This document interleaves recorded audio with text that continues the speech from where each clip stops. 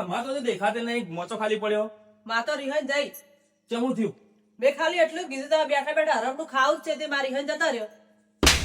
તારી હિંમત કેવી રીતે થઈ મારી માના ઘરની બહાર કાઢતા?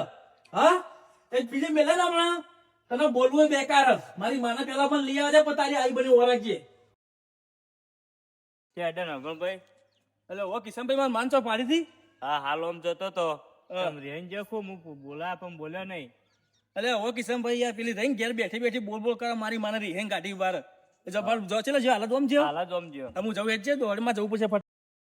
ચો આઈડીમાં હા હું જઉં મામાને ઘેર.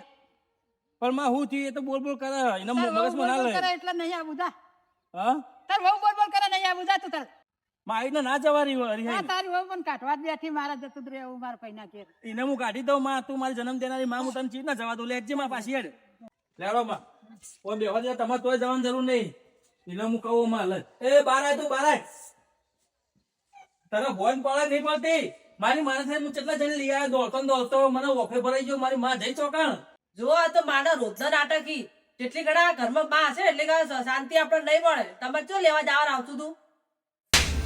આ તમારા જેવી ઘરમાં આવું ને એટલે ઉધરાશમ ભરેલો પડે એવું. મારા દીકરા ગોડા કેવાય તો વહુનું ઓબળી માને મેલે આવું. સાચું ખોટું માં? હાચું જ નતા. એ કપાતા જ દીકરા કેવાય. શું કેવાય? કપાતા જ દીકરા કેવાય. એને ભગવાન નરકમાં જગ્યા ના હાલે.